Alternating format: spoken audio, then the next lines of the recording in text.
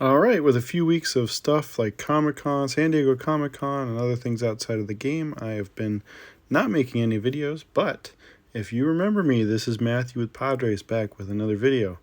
Going to play a random game here in Challenger, playing Rick from PerlaNegra. They are the hottest new club led by De La Rosa and Daniel Salas, and they are a Latino club. Lots and lots of great players already. They will be in Platinum very, very soon. I'm playing Rick with kind of this odd roster with Annie leading off, which is pretty normal, but it's kind of a speed lineup. I got Annie, and then I have Ricky, Neville, Kaya, and Robinson. So there's not a lot of power here. This is a lineup I used to bunt on bots.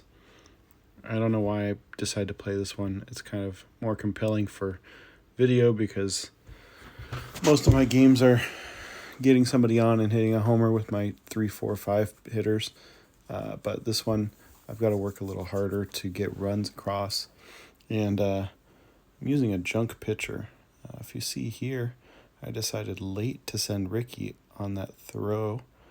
And the throw beat Ricky to second, but Ricky slid in under the tag. Ricky's a great player for you guys that don't have a legendary or epic catcher yet. And so is Neville. These two guys are top tier common players. They can hit 500 for you if you bat manual and you do it well. Ricky's going home ahead of the throw. Just in. And I sent Neville back because Carlos at catcher will throw him out in half a second. Good pitch here from Rick. Throwing Wade, level 13 Wade. But couldn't sneak that fastball by me. Got a pull shot here. Kaya, one of the better epic characters in my opinion. She just seems to hit like crazy. Her ability's a little odd, but kind of ongoing theme here. Robinson is a fantastic player for you people looking for infield help that don't have enough legendaries and epics ready to go. His hitting and his speed are both pretty high in base mode, and his ability keeps ramping up his contact and power for every consecutive hit you get. So I've got quite a few consecutive hits here, maybe 4 or 5. And there's also some sort of glitch where if he makes it on base in the second inning of your game, he still counts that as like a hit. The downside is his power never really plays up to that boosted level. You can get up to like 240 something.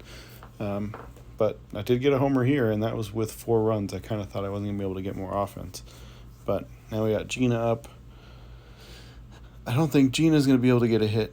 Good pitch there in the top of the zone with the 2-seamer. Yeah. It's not a terrible swing, but the game's going to give me a little pop out. Easy ground out to short.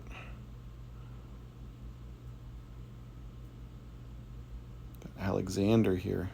Alexander's another fast one. I never get to use this guy's ability for some reason, but I keep playing him. Gina teleports here all the way back to first, and she steps over the bag and then steps on it.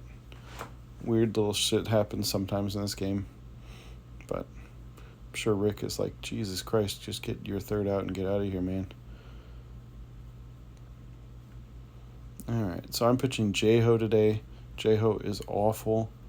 He's got a great bat, but my God, his pitch stats are just terrible.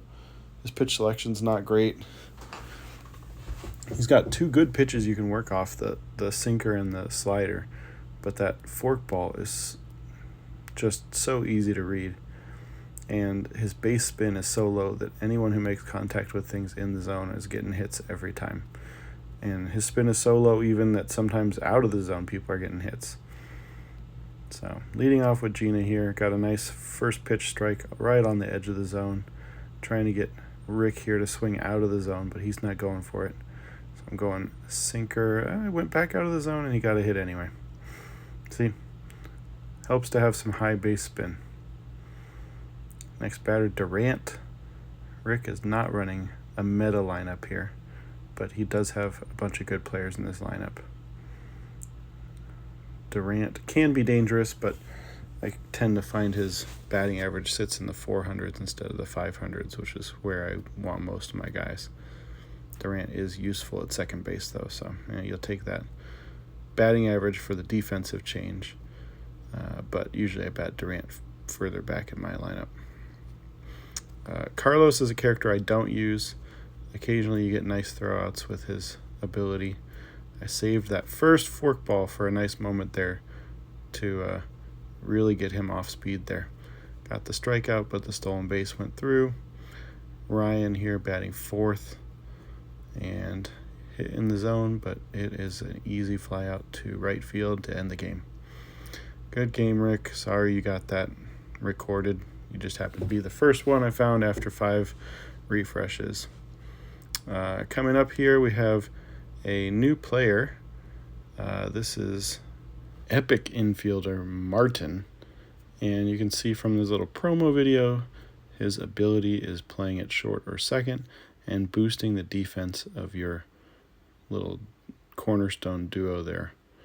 I'm interested in this player just because his batting stats are a little better than Durant, and he's a little faster than Durant. So that could be somebody to replace Durant in my lineup, be a better offensive option, and help my shortstop defense. You can see here his contact at 181 is a little nicer than Durant.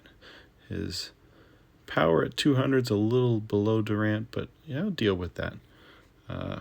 Anytime a new player can potentially replace someone in my long-standing lineup, I'm definitely interested. So I've saved my boxes. I'll see if I can get this guy opening week and give some videos of his play, see how his offense plays out, see if that defensive ability actually helps. It looks a little weak in the video, but thank you for watching.